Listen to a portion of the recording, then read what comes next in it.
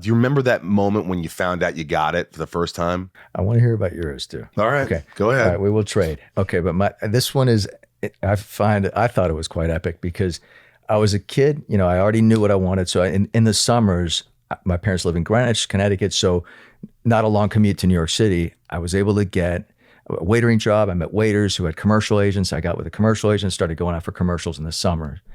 And so I went up for all these, national commercials for, just an all-American kid. And I wasn't getting the all-American roles. I wasn't even getting close callbacks. And a buddy of mine who would book a bunch of these, he's like, dude, you got to work the Latin angle. You got to work that Latino angle.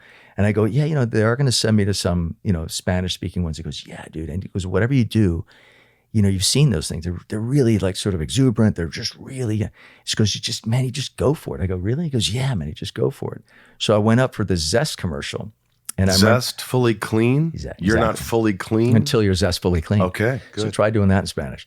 And so, can you do it? Yeah. Si usted se baña con jabón, mire lo que se pierde. Yes! So that was the copy. And it was like, I remember like going in there, getting this copy, and there's like 400 dudes had signed up before me. I'm like, oh my God.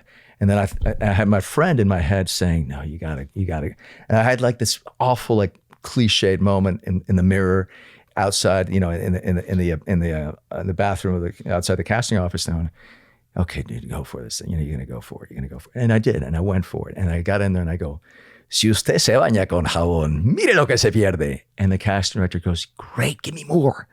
So I just kept amping it up. Si usted se baña con jabón, mire lo que se pierde. She goes, that's amazing. So I went home. I booked the job. I was like 19. I was gonna get my SAG card. I was over the moon. I was like jumping up and down. I got the calls. Like, I get to the set, and I remember meeting the director, and he goes to me, "Hey, do you remember what you did in the audition?" I go, "Yeah." He goes, "Don't do that." I'm like, "Oh no!"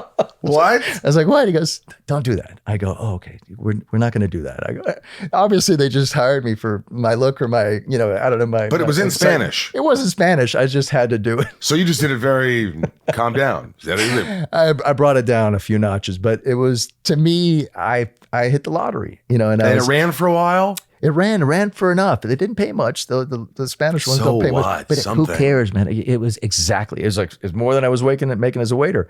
And it was my SAG card. And I was 19. That's and I was beautiful.